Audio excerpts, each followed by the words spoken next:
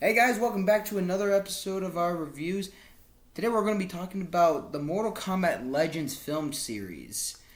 So far, at least. So far. If you don't know what they are, we have them right here. Actually, we have the first one that comes to mind. We have Scorpion's Revenge, the first one of the series. We have Battle of the Realms, The second one. And then we have SNOWBLIND, the most recent one and third one of the series. So, we were originally going to do just a Mortal Kombat Legends SNOWBLIND review, because we just finished watching it, but then we decided, why not review all three of them that we have seen? Yeah. Because they're all not very long. They're about 90 minutes at most. I think this one's the long... No, it's like 82. 80. And that one's... It's 80. This one is technically longest by 2 minutes. By 2 minutes. So, yeah, all three of these are not very long at all. So they're just easy watches to get into. So we're gonna start obviously from the beginning, Scorpion's Revenge. Then we'll go from Battle of the Realms and SNOWBLIND. We'll just do a quick synopsis and just talk about what we liked and didn't like about each one. This one's probably gonna be our shortest video. Yeah. probably. Who knows? But all right, let's get right into it. Mortal Kombat Legends: Scorpion's Revenge. When the trailers came out for this one, I was actually very excited because Scorpion is his favorite. Scorpion is my favorite character in Mortal Kombat. We are huge Mortal Kombat fans.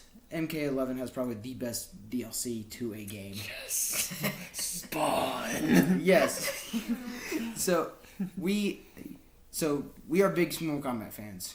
I remember mentioning this in our video game adaptations video last year. Yeah. Last year in 2021 with my Uncharted. reiterated Uncharted review. But we get to finally talk about it here. Swords Revenge. Like I said, I was very excited when we finally get an animated Mortal Kombat movie by Warner Brothers. Especially because of what we got for the live action. We don't talk about the live action. We will never talk about the live action. But Trent Cole is such a deep character. God, that movie sucked ass. That is a cap right there. He is the definition of a fanfic plot armor character. Exactly. Yeah, could you not hear the sarcasm? Yeah. But I was very excited about this. This actually came out before the actual new reboot live action movie, and I watched it. I bought this before I watched it, and I was very satisfied with it. You bought that. Yes, I bought it. Does it really matter who bought it? It's in our possession. So, point is, we got a hold of it. We watched it. We very much enjoyed it. Couple things I didn't like was the pacing. The thing is about these movies is because of how short they are, you're gonna run with pacing issues. I will say, pacing wise, this one's the best for sure, in my opinion. We'll get to that. We'll get to it, but hour 20 minutes, the pacing's gonna be a little off, and I forgive it for Mortal Kombat because the story, I'm gonna be honest, the story's not the greatest in video games, but as a fighting game, it has a really solid plot, very solid story, very solid world.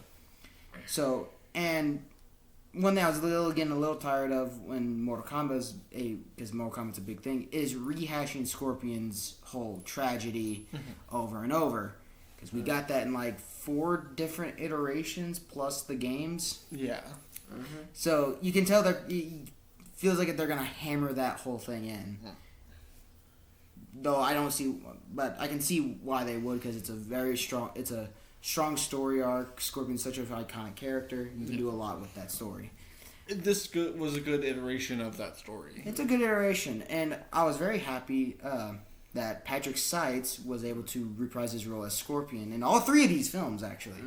Considering he was replaced by Ron Ewan. Yes, that's it. Yeah, Ron Ewan in MK11, and yeah, that was about it. Yep. But I was happy that I got to hear his voice again in this one, and as an actual in a film format.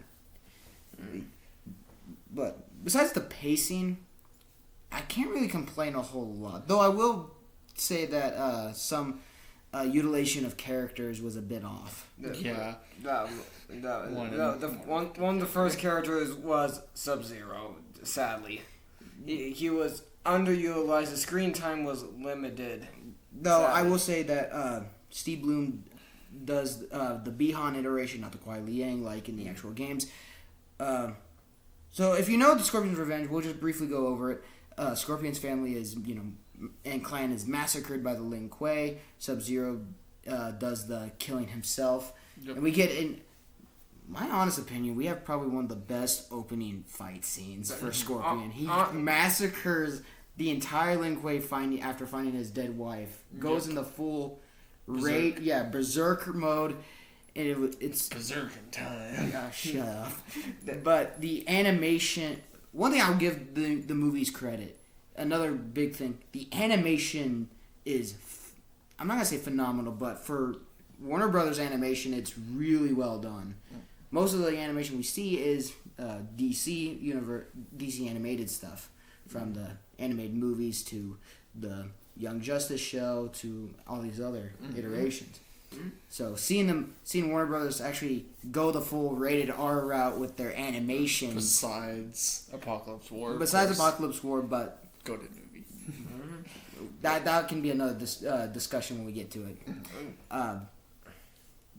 Besides pacing, underutilization of characters, Sub-Zero was one of them, but not like in the way you might think. They set up this big fight between the two, and it's not even 2 minutes long. Yep. It's a very short fight, but it was still really well done. It was very well. And I think it worked really well because of what Scorpion became, and it makes sense because Buhan was only just a normal Lin Kuei fighting a supernatural. Even though he did have ice powers, he wasn't as developed as Kuai Liang. Yeah.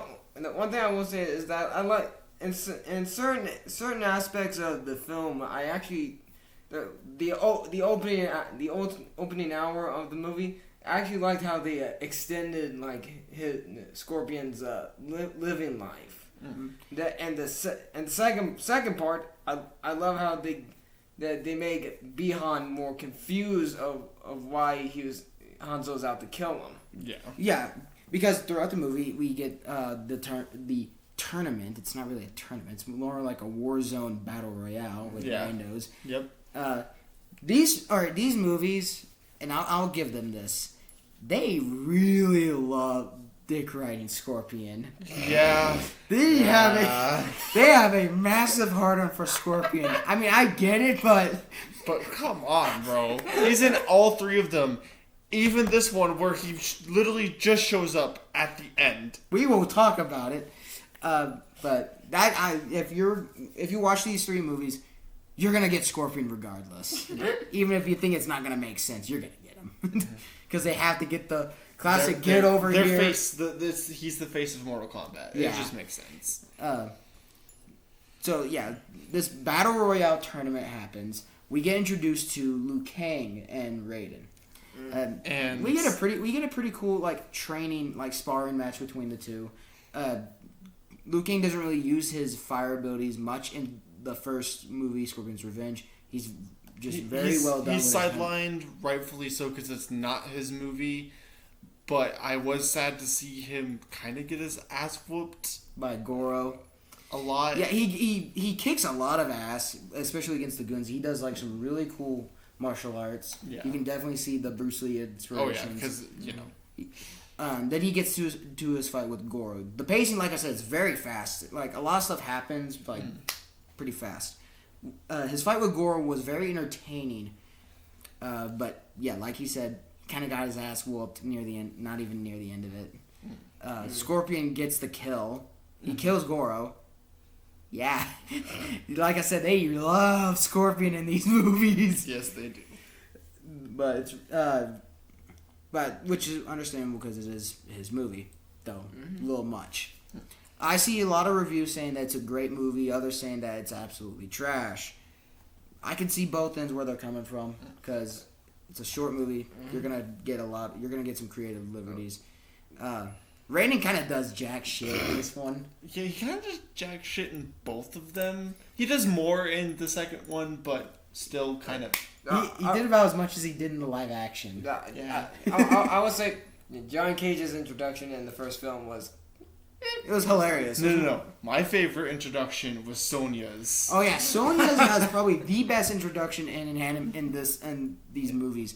She kicks a dude's ass, and honestly, the voice actress, I forgot her name, but she does a fantastic job. Yeah, Jennifer Carpenter, I believe. Thank you. Yeah. That's her name. She does. She has one of the best lines ever. I don't even remember You're gonna cry like a bitch or fight like a man. It's so you. perfect. That's her first line, by the way. That's her first line, and it's awesome. John Cage's voice actor, Joe McHale, does a really good job. Yeah. He really sells the "I'm the arrogant jackass." Yep. That wants to bang you. Yeah, it's hilarious, and the fact that Sonya, kicks him in the nuts every 5 seconds. Yep. It's great twice. It's great irony considering if you don't know, They Johnny have- Cage is very, very much a dick puncher in the games. He's made famous for it because of Jean-Claude Van Damme, because he's based on Jean-Claude.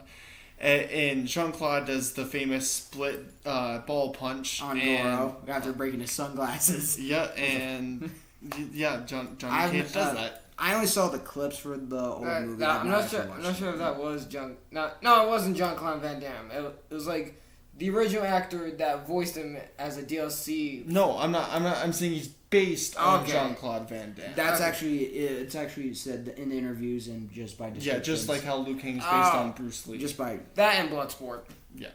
Well, I mean Jean-Claude Van Damme as the person. actor in general. Because Johnny Cage is an actor that does action movies. I'll make sure. Moving on. So, and we get a couple more characters. We do get Shang Tsung, and his voice actor does a pretty good job. The voice acting in this first movie is very solid. Yeah. Probably the best one is probably Patrick Seitz, and honestly, I really like Raiden's. Raiden's voice actor is really love Sonya's. Those three, in my opinion, are the best ones. Johnny Cage, Sonya, and Scorpion have the best voice actors. The best voice acting, I should say. I know people are going to probably say in the comments, well, Kevin Michael Richardson as Goro is an automatic win. I mean, yes, it is, but he doesn't talk much. Yeah. It's kind of just there. The fact that he reprised his role 25 years. Yep. Since the '95 film. Yep.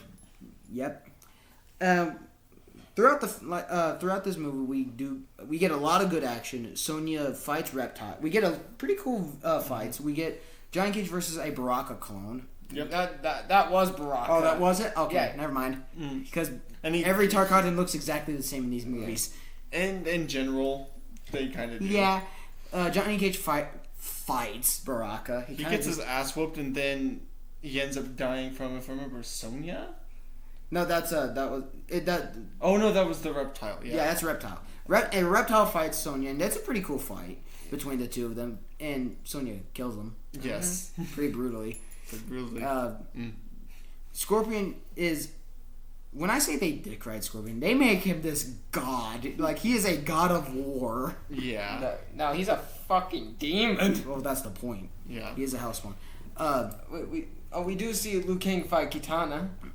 Not really fight. He kind of just parries and that's it. Yeah. Because he doesn't want to hurt the Bay, first of all. Yep. Scorpion kind of doesn't fight our good guys in one of the scenes. Because he's like, alright, I'll be the edgy guy just sitting in the corner just chilling. Raiden kind of gives us some exposition. And and then it leads to Kano ambushing everybody with all his goons. They start killing all of them. Liu Kang basically gets most of the kills because he's just that goated. Yeah, because he's Liu Kang. One thing I say, Kano was voiced good, so good by Robert Atkin Downs. Yeah, he does a really good job. Scorpion pulls a Houdini by dressing up as one of the bad guys just to get a triple headshot with his kunai. And then we get to the big fight between Scorpion and Sub-Zero. It's short but sweet. Yeah, it's a short but sweet battle. And then it's revealed that Quan Chi reveals that, oh yeah, I'm the one that killed your family. Oh yeah. So I could make you be my underling. Let's talk about Quan Chi. Quan Chi was set up pretty well in the beginning, at least when you get to Hell. First of all, Hanzo Hasashi looks like Samurai Jack. Yes, he does. And I'm not gonna say it's bad, but you notice it. We meet Quan Chi, and yeah, we all know the setup there. He says, "Oh," and after Scorpion defeats Sub-Zero, he's like, "Oh, I killed your family. I tricked everyone with magic." That's like the whole and he plans to bring back Shinnok, who sadly does not appear. Because they do something different from a lot of series.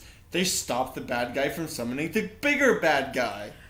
And then we get after Liu Kang gets his ass whooped by Goro and Scorpion comes in. And murders they're him. like, Shang Tsung tells them, "All right, you two fight it out." And it looks like oh no, Liu Kang's probably gonna die. Yeah. But then Scorpion does the Scorpion move. Yeah, he pulls he gets to eat his cake, have his cake and eat it too. Yeah. He decides to be the good guy, tell them. I guess you could say that's a bad thing because they're trying to do everything right for the characters. But he quotes back a line from Raiden after Raiden talks to him like, "Oh yeah, like live for the future and stuff like that." And I'm like, okay. And then everyone leaves except for Scorpion and Quan Chi because Quan Chi tried to usurp Shang Tsung because he had Shinnok's key, but then Shang Tsung's the wily devil he is. Yep. And you could have missed it and you wouldn't have missed much. Yeah. It's one of those things it's just a detail that it'd be okay if you missed it. Then we get probably the longest fight and probably the best fight is Scorpion versus Quan Chi. It's very high octane. It's very entertaining. The epic revenge and the voice acting is still perfect. One of the things I like about these movies is the X-rays. Yeah. X-rays. And I love the X-rays in the games themselves, even though they make no sense. Yeah, especially because you'll do the X-rays sometimes, and it will shatter the entire body. Then they'll get up and be like, "All right, let's go." One of which was Scorpion shattering Sub-Zero's arm, and it's does nothing. And I'm like, I know it's just for effect, but come on. Yeah. But come on, man. You can actually make some damage there. Actually, in SNOWBLIND, they don't have the X-rays. I think they did something a little unique with it because they have at least one quote unquote X-ray when he With Kenji. We'll get into it. But otherwise there are none. Yeah, but the main fight with Scorpion and Quan Chi is very entertaining. It ends with a really cool get over here and fatality. Which he does say get over here in all three movies. I think the first one's the best version. Best one because it feels like they're just throwaway lines just for people yeah, he said it. Yeah, he said it. Yeah. And so the fight ends. Scorpion. And it's setting up for Battle of the Realms with Shao Khan. Yeah, because Shang Tsung leaves, his island starts breaking apart. Scorpion kills Quan Chi. Thing falls on top of him. He accepts his death, and Liu Kang's very disappointed that he didn't beat Goro, and Raiden gives him the whole. This was not supposed to be your win because you are the chosen one for something else. That you were supposed to beat Shao Khan. Yeah. And then we get Shao Kahn's appearance, who is voiced beautifully by Fred Tatasciore. And though his destiny to defeat Shao Kahn, I'm over here he did beat Goro in the game though. Yeah. But it's okay. The creative liberties. But my thing with that quote right there, the more I think about it, I'm like, that doesn't really make a whole lot of sense because if you can't beat Goro, how the fuck are you gonna beat Shao Kahn? It's because he wasn't ready for his full training arc yet. What training arc? He had one sparring match in this whole movie. Yeah, no. I mean this one. Okay, as I was gonna say, we forgot to mention someone, Jax. Oh yeah, Jax does show up. Jax is there, but he kind of just. He fucks off. He fights a couple people. He fights Goro and gets his arms ripped off. Yeah, and that's it. I mean, he did do well, right? Not really. He got his arms ripped off. Dude, he got one punch in. He was like, "God." Nope. No. Okay. So Oh yeah, Kano dies. yeah, like they kill a lot of people. Yeah. For a lot of They reasons. kill Baraka, Reptile, Kano in this one. Oh no, Baraka survives. Oh, yeah. Survives. Yeah, But- quote unquote. Yeah, Warner Bros. Animation when it comes to these movies, as well as their attempt at Injustice, which we won't talk about Nope. much, but they have the problem of killing off characters in a weird way to serve the story. Yeah. Injustice is a massive criminal with us for no reason. Mm-hmm. So that was Scorpion's Revenge. I know it was a little messy with the synopsis, but these movies do have a bit of a messy story, except for like Snowblind. Yeah, Snowblind's the most coherent. Scorpion's Revenge is solid and it like gets the point across, but because of these other side stories, it becomes a little jumbled. Yeah. It's not too jumbled that it doesn't make sense, but it kind of sways focus away from the main character at times. Yeah. Yeah. But and we'll give our ratings about these. We'll do it at the end of each one, if I'm being honest. So how would you rate Scorpion's Revenge? I would give Scorpion's Revenge about a 7.5, 7.5, honestly. I will give it a 8 out of 10. I will probably give it a 8. If I'm being real nitpicky, probably a 7.5. But Yeah. I'll round it out to 8 because I did enjoy this when I first watched it, and the more times I rewatch it, the more I start liking it. Yeah. Even though I see the cracks. Yeah. But my favorite scene is honestly Sonya's appearance. Alright. That was such a great scene. Second movie. But yeah, that was Scorpion's Revenge. Now we get to the anticipated sequel, which we were pretty excited for. Well, excited's a strong word. Well, I was because Liu Kang is my favorite character in Mortal Kombat. And to have his own movie. And I was like, yes, my boy's finally going to get the respect he deserves. And one of my favorite characters makes a return for 10 years. Curtis Stryker from Mortal Kombat 9. Done by Matthew Mercer again. I love Matthew. We'll get into it. We'll get into it. This movie, the sequel, Battle for the Realms, is probably the most... I'm going to just give it to you straight up. This is probably the most jumbled movie out of all three of them. It's the weakest out of the trilogy. Yeah. In the way of not only just pacing, but also just characterizations, plot points. Especially the second half of the movie. We'll get into it as we go down, but the second half of the movie kind of feels like it should be a separate movie in itself. Like they should have spread out the first half of the movie as one movie, and then the second half should have been its own movie as well.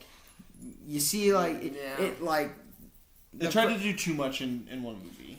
Yeah, which is if you do it right, you do it right. No. With movies that do it.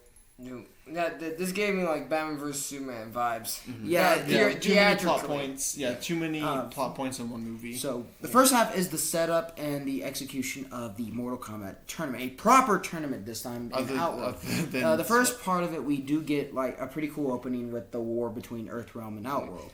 We get like a light trailer, so we get Curtis Stryker, part of it as the rookie of the group. Yep. Sonya and Johnny Cage come back as well. Johnny gets his drip from MKX. That cool leather jacket. Jax finally doing. Jax does a lot more in this movie, yeah. And he's a complete badass. We get Kung Lao, who's actually voiced by Liu Kang in MK11. I find that kind of neat at the and a little off at the same time because they bring back actors from the games and do them for other roles. I'm not saying it's not unwelcome. Matthew Yang King is his name. Thank you. Dave B. Mitchell reprises his role as Sector from MK11, sadly not Andrew Kishino from MK9. Which we'll get to the other characters. Yeah, this movie has a lot of plots. It has like 4 subplots going on. Yeah. Because you've got the romance between Johnny Cage and Sonya going on, which was like started in Scorpion's Revenge, but you have it trying to continue in this one. Which, I mean, yes, it makes quote-unquote sense because if you've played the games, you know that they end up getting together and they have Cassie Cage. But in the games, it makes a little bit more sense. Oh, yeah, no, it makes a lot more sense. But we get... So during the war, we get Raiden, doing shit finally, and Shao Kahn comes in and proposes a truce at the on the condition that we do a one final tournament to decide the fate of everything. Yep. And Raiden's like, fine, sure, why not? And they go to the Elder Gods to consult this, but he's because the fact that Raiden can't join because Raiden wants to help out because. Well, who won it? It's Raiden. So what does he do? He gets rid of his powers. He gets rid of his godly status. Yep. He's like, you know what? I can't join because I'm a god, right? Yeah. All right, take my god powers. What? That's probably the stupidest reason. Because Shao Kahn is a god in his own right, in a way. Yep. Just by abilities alone, you can consider Shao Kahn a god. Yep. And he gets to keep all of that, but Raiden has to be a normal person. Yeah, and he still does a good job as a normal person. But he nearly got his ass whooped by a normal dude, and then he gets. We'll get into it. And it's a big reveal. It's not really a big reveal because we see him get his powers away. What I would have liked is they go into that, and then we get more of the Liu Kang, Kung Lao, because Kung Lao's kind of sidelined pretty bad. Yeah. I do like how they're trying to put more emphasis on the relationship between Liu Kang and Raiden. Yeah, because in the beginning of the actual movie, we actually see baby Liu Kang get almost taken out by Tarkatans. His parents are killed off, and Raiden saves them. So we get that. So we get that little thing, but Kung Lao is very sidelined, even though him and Liu Kang have a very close bond and friendship in the games. We don't see that very much. We have a throwaway line like, I know he was like a brother to you. Because he gets killed. By Shao Kahn? Yeah, Shao Kahn. By one of his fatalities. Yeah, because Liu Kang wanted revenge. Yeah. We could have had that extra time seeing Raiden get rid of his powers with more Kung Lao and Liu Kang having this friendship. Yeah. And the big reveal saying, oh, I got rid of my god powers. Because they try to do the reveal that with his hat down and reveal that he has normal eyes. Yeah. Yeah, it would have been better if that was after Lord Raiden. I am simply Raiden now. Wait, what? Yep. Second subplot is the Cyberlink Way, which we'll get into. It's revealed that Scorpion did survive the destruction of Shang Tsung's island. He was sent back into Hell, where he meets Shinnok, who's also done by Robin Atkin Downes, not Troy Baker, as from NKX. And he says that Shinnok tells Scorpion, "Oh, you're bonded with my key." The hell? Yeah. That confused the hell out of me. Yeah. I guess it's a big MacGuffin, and Shinnok kind of gives this whole exposition that I plan to destroy everything, yada yada yada, like many villains do. He says to do that, I need the Kamidogu, which is like a weird thing. It's a MacGuffin to give him ultimate power. And Scorpion's like, I'm not giving you shit. Mm-hmm. And he escapes, and Shinnok's like, don't worry about it. He tells his minions, don't worry about it. Mm-hmm. He'll unwillingly do it for us. Yeah. And we get a neat subplot with there, but we get introduced to Kuai Liang. Not voiced by actual Sub-Zero. The second Sub-Zero. Not voiced by Steve Bloom. Because he voiced Bi-Han. But the person who does him in the movie does a really good job. He does a pretty good job. At first I thought it was his actor from MK9, but from looking it up, he didn't do that. We get a neat little introduction to the Cyberlink Way, because we also get introduced to Smoke, also voiced by Matt Mercer. Yep. Yeah. But his screen time is short-lived. Very short-lived, because after it's revealed that, the Grandmaster plans to turn all his Linkway into robots, cyborgs pretty much. Mm-hmm. They obviously rebel, and understandably rebel. Mm-hmm. Smoke gets captured, leaving Kuai Liang alone. Mm-hmm. And Kuai Liang obviously has been training to get his revenge on Scorpion for killing his brother. Mm-hmm. Mm-hmm. Even though his brother kind of didn't know what the fuck he did. Yeah, I think that's why he lost that fight. Is because he was ambushed and was like, what the fuck is going on? Because Scorpion says in the first movie, he's like, you will die for what you did. And it's like, what? He literally gives like the whole head tilt, like, dude, I don't even know who you are. But you will. Yeah, he was legitimately framed. Yep. Man, that's got to be a dick move. Quan Chi, you dick. But we get that little. It's a little emotional seeing your best friend get turned into a cyborg, and we get Triborg, all together. Yeah. They're sent to get Scorpion. Yeah. Because he has the key, and apparently, the Grandmaster Lin Kuei had a deal to get this key. Yada yada yada. Yeah. And we get an interesting scene where we get an interesting fight scene with Scorpion versus the Cyber Lin Kuei. Scorpion gets his ass whooped, understandably. Yep. It's a very interesting thing. Then Sub-Zero comes in to help him out. Well, help him out because he's like, it's kind of a three-way fight at the same time. He's like, if anyone's gonna take you out, it's me. Yep. Yeah, and one thing I will say, I wish that there was more depth to Scorpion Sub-Zero in that movie. I don't, only for the fact that it's supposed to be Liu Kang's movie. I know, but I just wish This could have been a second movie. Yes. Yeah. This whole plot point could have been a second movie because you're so far away from the actual tournament, which will back to the actual tournament. And Liu Kang is understandably worried about Raiden going into battle as a mortal man because he's so used to his god powers. And Raiden's like, I got this. Hell, I taught people how to fight. Yep. I know how to fight. And he does. He does know how to fight. He kind of almost gets his ass whooped by just a random goon. Yeah. But he ends up winning. Yeah. We get some few throwaway fights here and there. Johnny Cage loses. Johnny Cage versus Devora. We actually get Johnny Cage versus Devora. Devora actually wins. Johnny Cage does not die. He gets his because Sonya defends him too. He gets his nuts punched a lot. Just like in the first one.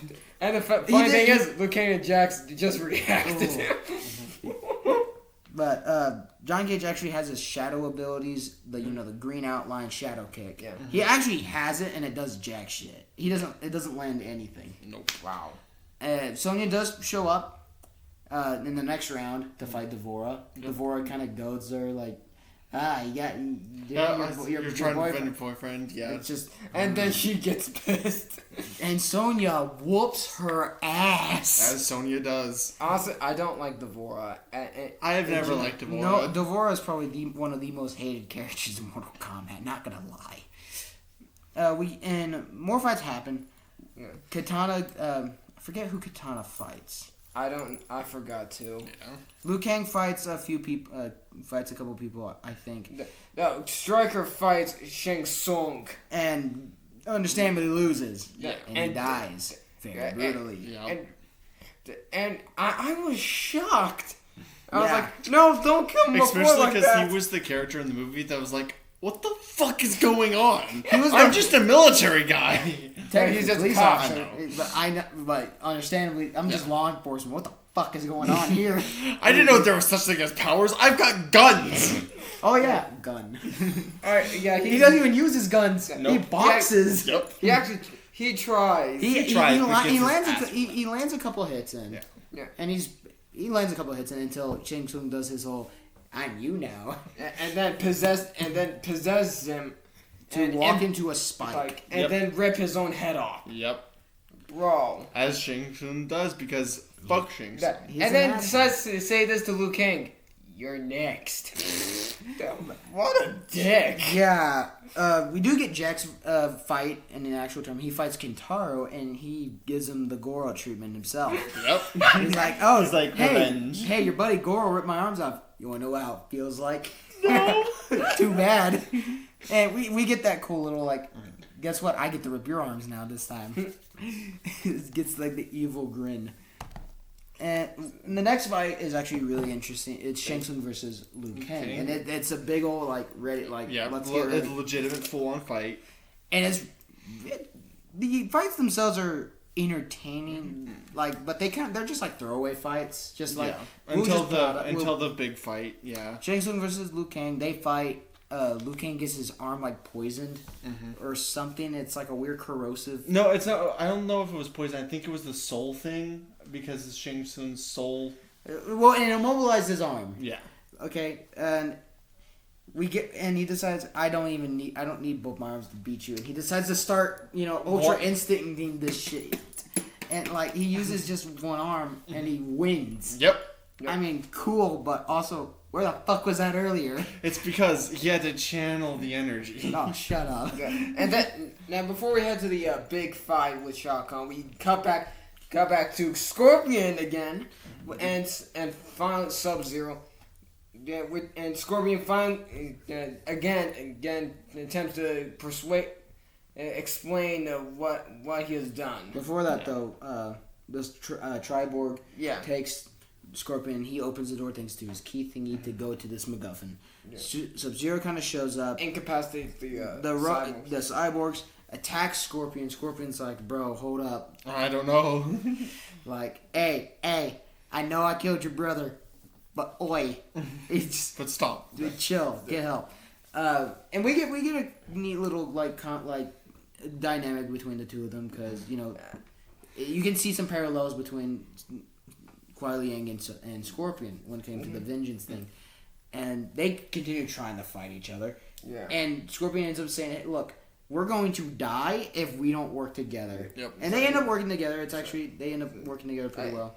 And they get to the MacGuffin room, saying, "Kill me if you need to, but don't let them get the MacGuffin." Yeah, basically. And then we get to the MacGuffin room. Sub-Zero tries to attack him one more time, loses. And Scorpion gives, I forget the exact speech, but he gives, a whole speech about, what it feels like to have vengeance, and it's a bad thing. Mm-hmm. Yeah. And I'm like, it's one of the good quotes in this movie. Mm. And Patrick Seitz gives a very honest portrayal of it. Mm. And they end up getting the MacGuffin. No surprise there that the villains get the MacGuffin. And then we cut back to the tournament. We get Raiden versus Shao Khan, which is pretty set up. Shao Kahn's like, yes, you and me to the death. I'll beat your ass. And Raiden actually gets some good shots in. He gets a couple and he gets to do his little... Yeah, he gets his Superman move. Without the lightning. But I'm like, where was that before? Just like you talk too much. And he gets a few good hits in until Shao Kahn starts spamming his moves like an asshole, like the fucking game. Like he hits him with the hammer and proceeds to start whooping his ass because that one hit started making him get his ass whooped. Yep. Then he starts spamming his spear over and over and over, and then he kills Raiden. Saying that, he telling Liu Kang, your parents loved you, so did I. Mm-hmm. And then dies. Liu Kang steps understandably pissed. Yeah. Actually, no, before that, it was Kung Lao. Oh, yeah. It was Kung Lao, yeah. Yeah, Kung Lao fights Shao Kahn. Gets one hit in, sadly. Then Shao Kahn does a fatality. Then we get to the Raiden fight, and we just explained it. Yeah. And then Liu Kang, obviously, understandably pissed that both his friends basically dying, decides to fight Shao Kahn himself, and ends up probably being the best fight in the whole movie. Yeah, best, most well-done animation for it, best choreography, and really cool use of powers on both sides. Because we get... it's very entertaining, very high-octane action. And the arm, now his arm, I don't remember exactly how. I think it's he burns it off somehow with his and it kind of makes his arm turn into a rock thing. Yeah, and then after he does a whole he does his pose from the game, and then it burns it off, and he's ready to throw down again, and he starts whooping his ass. He's beating Shao Kahn down. Does a whole Dragon Ball Z combo. Yep. With fire. And it ultimately ends with him knocked down. Yeah. I can't tell if Shao Kahn was dead or not. He wasn't dead, but he got his ass whooped. Yeah. And you would think that was the end of the movie. It's not. There's still like a whole nother, what was it, 20 minutes left? I think Yeah. like 25 minutes. Yeah, it was Yeah. like 25 minutes because the MacGuffin thing. Yeah. Apparently, like we said, Lin Kuei made a deal with Shinnok to get this MacGuffin. Apparently, that's the Kami Dogu. That means that's the thing to destroy the world. And Shinnok's like, yeah. Mm-hmm. Like, why else do you think I told you to get it? Mm-hmm. And then The cyber, and then we get this like the whole betrayal. thing, like, betrayal. Like, yes, I have the ultimate power. And now. then Grandmaster dies from demons. Cyber and Quay get their asses kicked. Even though they've been showing that they could tangle with the best, Which is stupid. Yeah. then Scorpion and Sub-Zero show up and they get some pretty good tag team action. Yeah. Trying to stop him, But too late, he turns into his corrupted form, giant wise. he turns into a giant corrupted god of destruction thingy. Yeah, and And then then we we end up- get to the part that I really didn't like about this movie, where Oh, you mean the whole MacGuffin already? no, I didn't like it anyways, but they could have set it up for a second movie, and it could have made a little bit more sense without the giants. But so, Raiden is dead, but not dead because he is still technically a god. He's still an elder. Oh, you mean the elder gods blessed Liu Kang with Yeah, that. so Liu Kang, after he beats him, the Elder Gods show up and like, hey, Chosen One, we got some other shit to deal with. We know you just beat Shao Khan, but now we got this guy over here that just turned into a super god. Wait, what? Yeah, and Liu Kang's like, and then he gets blessed by them and turns into a giant Liu Kang. Not a giant Liu Kang. He becomes like Oh yeah, no, he could be Dr. Manhattan Liu Kang. Yeah, but fire. But fire. He becomes basically Fire God Liu Kang from MK11, but not as cool looking. I know. And you know how he uses that power? Oh, the universe is dying. Sets it right back up. Yep. Then he turns into a giant dragon for Yep. no reason. And Yep. then Which is reference to One of his animalities Yeah. from the older games. Gets his ass whooped Yep. until Scorpion and Sub-Zero start. I swear to God, they definitely They took a note really- from. They really took a note from God of War because Scorpion starts like climbing up Shinnok like he's Kratos. I'm like, what? Yep. You can tell that this part of the movie, it's like It's all very jumbled. and then Baraka dies from Sonya's grenade. Yeah, we get like a because whole other- because every one of both sides are now fighting each other while that's going on. it's a big mess. Yeah. I'm gonna be honest.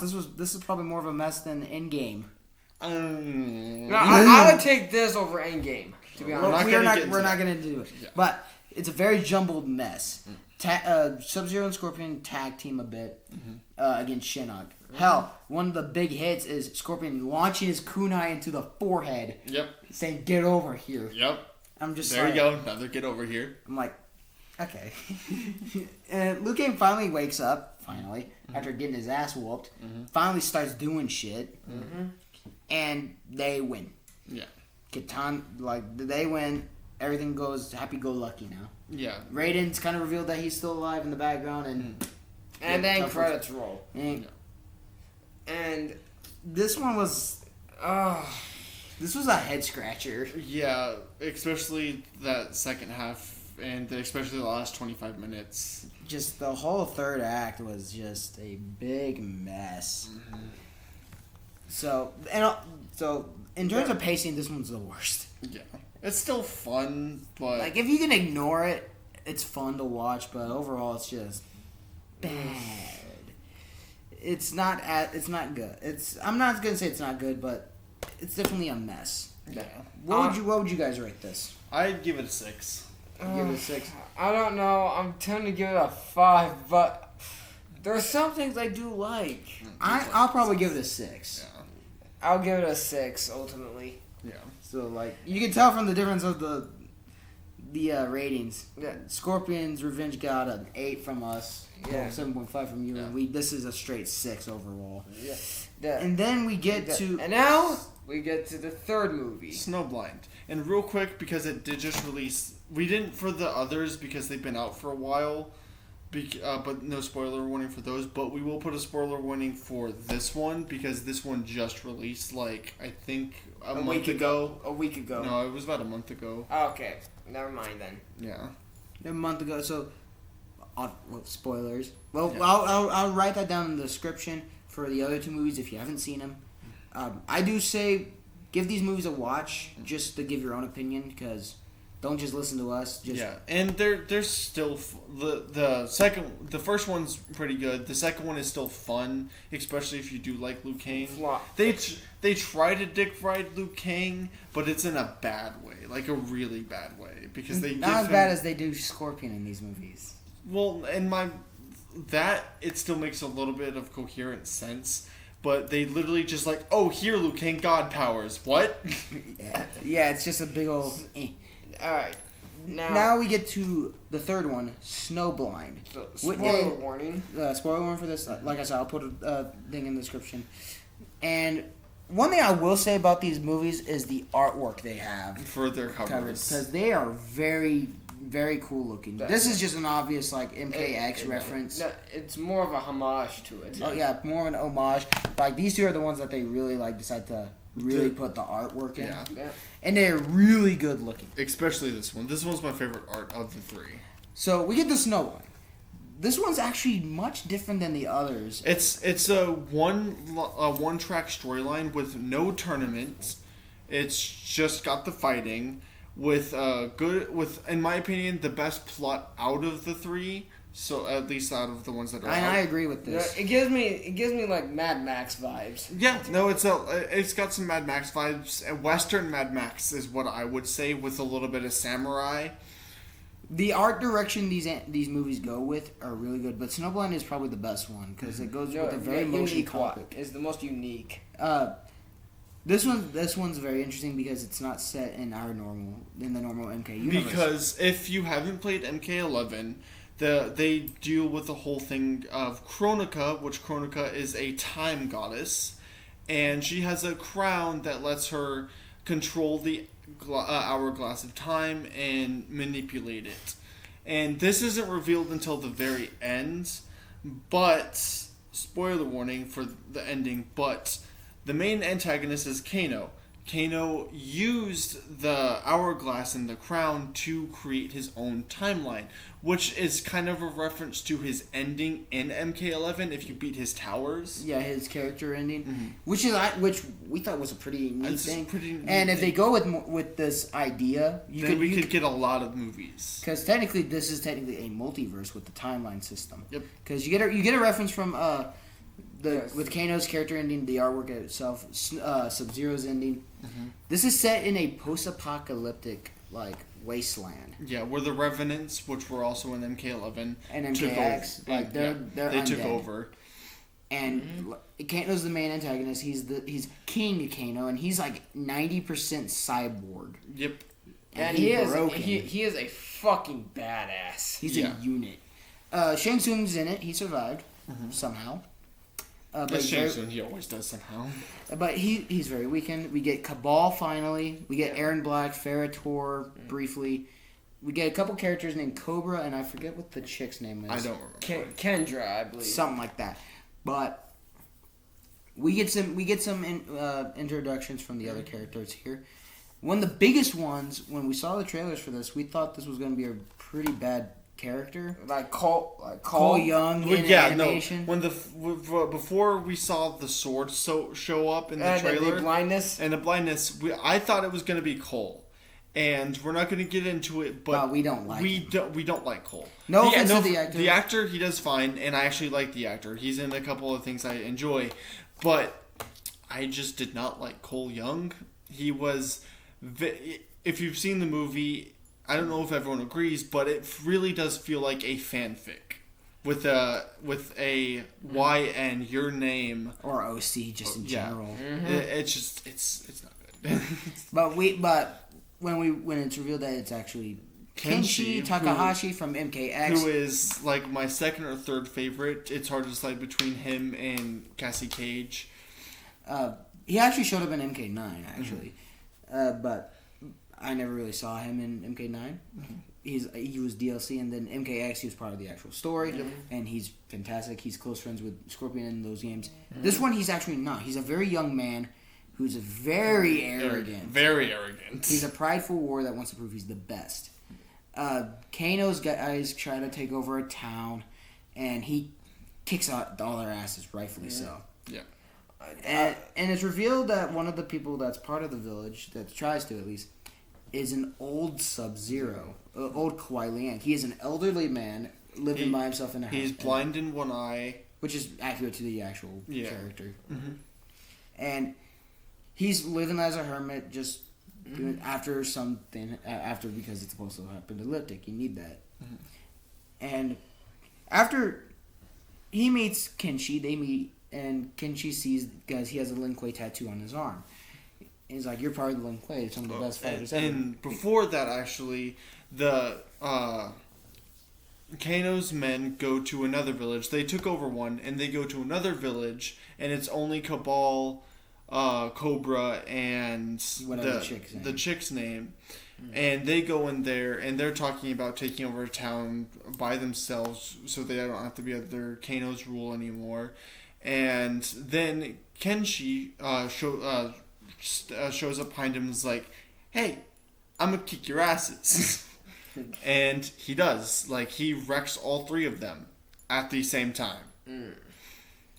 And they scurry back to Kano, and the villagers are now really concerned because they know who they were, and told Kenshi, "You just fucked everything up because now Kano's gonna come here." And Kenji's like, "Bet." Yeah, he's like, "Maybe I'll stay in this town longer." Because he wants a challenge. Yeah, his goal is to become the best, and so he has to fight everyone he can to know he is the best. Gets his ass whooped by Tremor. Tremor shows up from MKX. Which I'm very happy for. Yep. Yeah, he gets his ass whooped. Yep. Shang Tsung goes along because Kano's like, "Go there just because to keep an eye out." He feels like people are going to betray him.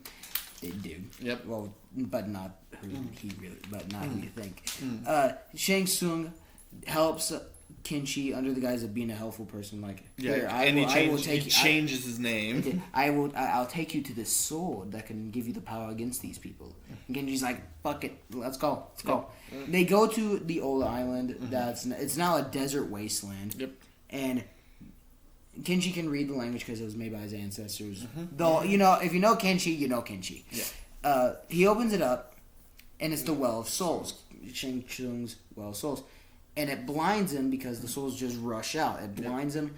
Shang Tsung takes all the souls and is like, let's get some smoke up in this. And then traps him.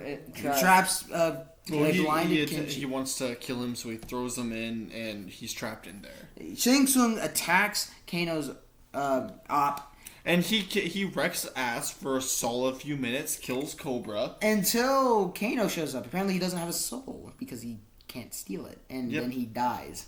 Brutally. Like...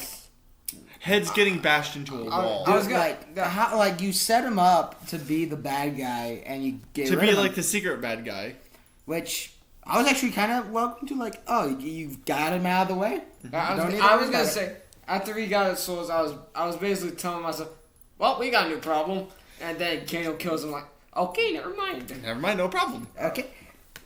Stick with after that, Kenji gets his sword, Sento, and it's revealed that they do a cool effect with the animation. It's like a sonar. It's like a bat sonar type. It's like the Daredevil. It's like Daredevil. It's like Daredevil sonar and in the Dark Knight. Whenever Batman's using the phone sonar thing that blinks off everyone, it reminds me of that. Very much so. He climbs out, goes to Sub-Zero's hut, not knowing. Yeah, not knowing, because he can. It's when he has that. It's only when he's touching the sword. Until later. But he's blind because, everything went and it burned out his eyes and made a mark. And so he crawls out and he's stumbling and he gets his way out and he's traveling through the desert and he falls over and passes out. So, and Sub-Zero nurses him back to health. At first it's like, oh, I'm just doing it so you get the fuck out. And then it's... through time, we get a cool training arc with them. I did like that they didn't keep cutting away from it with they like, all right, we're gonna do the train arc. We're gonna spend a good amount of time on that. Yep. And it's a really good one. And Kenji's character development in this is really well done. And something I want to say, something that I compared it to is the relationship between Liang and Kenji. To me, was very reminiscent to old Bruce Wayne and Terry McGinnis from Batman Beyond. Especially the look-wise, because up here is Kuai Liang and that's Kenji. And it really reminded me of the relationship between Bruce Wayne and Terry McGinnis. Through time, Kenji's able to telekinetically move the sword. So technically, he's like a primitive Jedi. It's funny. We make jokes about this all the time. Yep. And his training becomes a lot better. He becomes he fights better. He starts being able to actually fight without having to just use the sword's sonar sense. And be able to just use his other senses. And he becomes an absolute unit. Yep. And later on, Kano takes over that village, takes out a few people. Kenshi goes down, ready to throw hands. Right. And he starts... But not before we get a backstory with Sub-Zero. Oh, yeah, because Sub-Zero, the reason why he's in hiding and why he's not fighting, because throughout this film, he gets his ass whooped by Cabal, by Kano. And because he doesn't want to fight. It does like the whole like PTSD drama because he accidentally lost control of his powers and it destroyed a whole city. Him and the Lin Kuei were trying to save. Yep. And he killed all the Lin Kuei too. Yeah, so he understandably goes into exile. Makes an oath to never use his powers again. Yep. Because another plot point, like we said, Scorpion's in this, but his appearance in this movie is actually pretty well done. And whenever he showed up, my first sentence for it was, he got the Spawn drip from MK11. So, yeah, we get Kenshi moving on and going to this town. Yeah. He actually kicks a lot of ass. Yeah, because him and Kuai Liang have an argument about what it means to either live or use your powers from war. And Kenshi, after he was very arrogant at first, but now he realizes he's more humble and he wants to use his power for good. And they have an argument about what should they do. And Kuai Liang doesn't want to because he doesn't want to use his powers and it go uncontrolled again. And they get into a thing, and Kenshi, understandably, he wants to go protect the village. Because he feels like it's his duty now. Especially because he somehow still feels responsible because without him fighting those guys... I mean, Kano probably would have still ended up going there. But he was a lot more ruthless when he went there and Kenji thinks it's his fault. Yeah. So, Kenji gets captured after fighting off a few of them. He beats everyone's ass, basically. Until, like, Kano and Aaron Black and stuff. Yeah, until they start teaming up on him, and he still doesn't have a full grasp of his powers yet. Because he's still young. And and throughout this, he's, being not really tortured. Mm-hmm. Aaron Black shoots off a couple of his fingers. He shoots out. Before that, Kuai Liang decides, like, oh, fuck this. He sees Kenshi get captured, and he's like, I have to do something. Yeah. And there's a little plot point. Kenshi noticed a kunai hanging on the wall, saying like, "What the fuck is it? It's powerful. It got a lot of power in it." And he said it's a promise, and it's revealed that the promise was that if Sub-Zero ever lost control of his powers again, he would summon Scorpion to take him to hell. Yeah. And he summons him early. Scorpion's like, "Oh, are you losing control? Not yet. Not yet. All right. I need you. I need you because it will happen." Yeah. So okay. Let's do this. And Scorpion's like, all right, bet. Yep. And they come in and he feels like everyone's like, whoa, is this cold or what? And he's being snarky, of course, while he's captured. And Sub-Zero and Scorpion bust in and they start slaughtering everybody. Everyone. Honestly, if we're being honest, Kano's voice acting in this movie is really good. And the first two, the voice acting is actually pretty solid. This one, not for every character. Yeah. But there were some moments where it was just like, it felt either monotone or just like it didn't land well enough. Kenji's in particular. Yeah. Especially because Kenji is usually Japanese, and you can assume so in this. He's of Asian descent. But And here, there was that one time where he sounded Boston, like he was from Boston. I don't know if it was how the direction was, but the voice acting could be a bit better. To me, for at least him. It felt in the last few, like in the argument with Quiet Liang, he didn't put enough emotion to it. But overall, it was pretty solid. Kano was probably the best voice actor in this movie. Because it's just funny hearing his Aussie accent go nuts. Just like Kano didn't save, but made the Mortal Kombat movie better. Bearable. Bearable. So, Ferritor, and all of them, they get slaughtered. Kenji frees himself, starts killing people. Does a cool X-ray because they do like a cool effect with his sonar. And you see the innards in one. And he goes up into the heart. Oh, he kills the chick. Yeah, it was the chick. And Kano leaves. He Ferritor dies. Ferritor dies after being a spammy little bitch. Yeah, Scorpion does a pretty epic kill with them. Mm-hmm. And then Aaron Black tries coming in. Oh yeah, Aaron Black lost an arm. He's ready to draw on Scorpion. Mm-hmm. I wouldn't do it. He shoots Scorpion several times, but because he's undead, it doesn't do jack. He does a spawn moment again. No, he literally he takes advantage of the of his undead to create intimidation. Yeah, and after that, we get into the whole the team goes through the hallway to chase the bad guy, but one of them stays behind the cabal to take on one bad guy. Yeah. They do that. Kenji fights Tremor because Kenji got his ass beat by Tremor earlier in the movie. And we get an epic fight, and he ends up winning. Pretty cool. He does a cool little he does one of his fatalities from MKX. And Tremor, he's done actually really well. Mm-hmm. He was cool.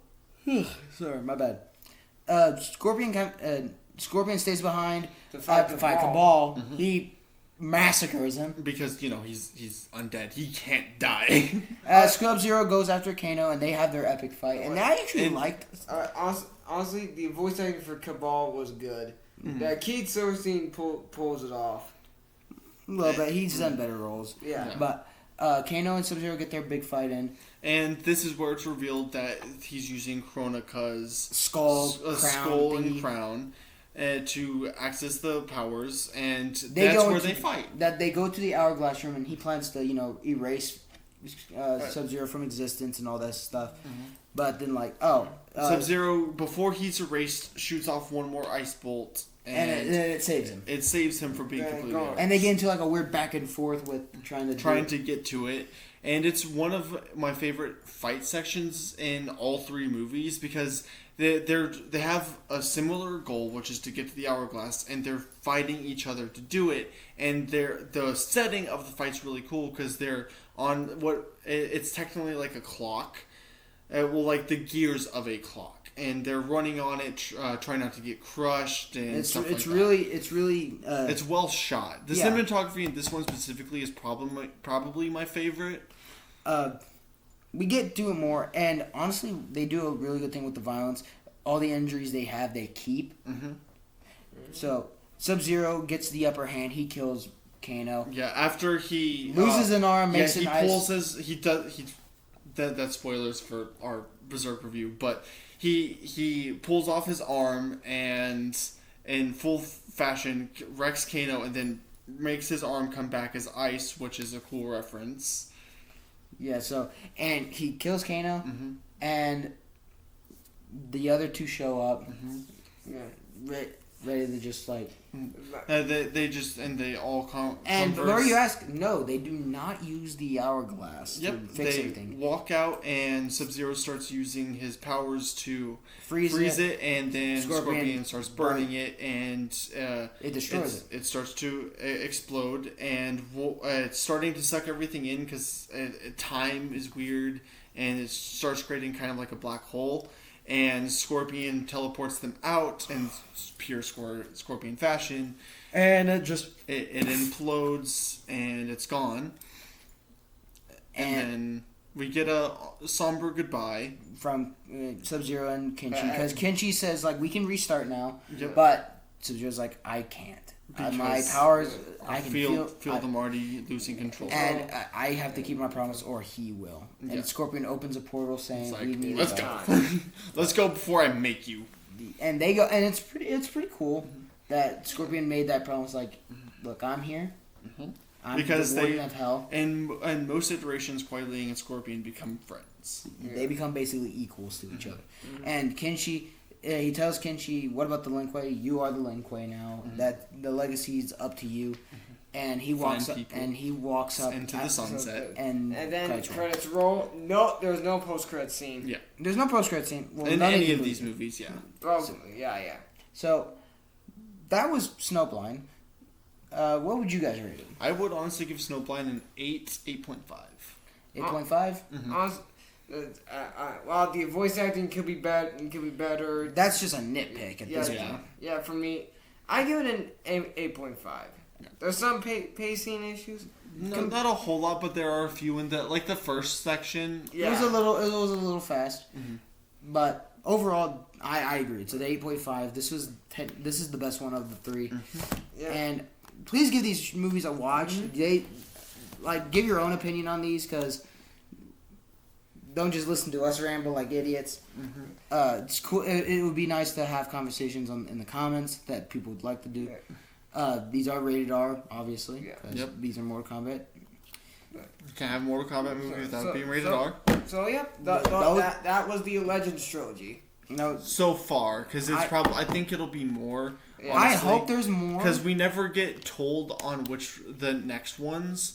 Because there was no telling. There was technically a telling that we were going to get Battle of the Realms, because they kind of set up that Liu Kang was the chosen one and he needed his fight to win. With Snowblind, But we had no Snowblind, we had no idea was going to come out. Saw the trailer, we're like, what the hell? And Cole Young, no. But then Kenshi was like, yes. So, and with the Legends title, you could tell that they might be making more. they're And with the probably actually, no, never mind. Not with the Hourglass. Well, technically, you Well, could. yeah, because the Hourglass is a multiversal thing, technically. So, I honestly can't wait to see more of this. More of these And movies. If they continue with Kenshi's plotline, I would really like that. If But- they don't, that'd be fine too. Go more. They go with more of this timeline, multiverse stuff. I would like to see more of Kung Lao. I would love to see more of Kenshi, because he's only DLC in MK9, and he is in MKX, and he's dead in MK11. So it's cool that we see this, and I was very entertained with this one. So please go give them a watch. Yeah. This was a long video. We did not mean for that, but That's we about had 20 a minutes. few words for these. So again, please give these movies a watch. I think you will enjoy them, and give your own thoughts on them. Please let us know in the comments. Please leave a like, ring the subscribe if you want to see more of these. See more of us. Please ring the bell to get notified, because YouTube's algorithm is always all over the place. Yep. So please just ring the bell so you're notified, and we'll catch you in the next one. Yep. Hey, Trent out, Trevor out, Grayson out. We are out. See you guys later. Peace.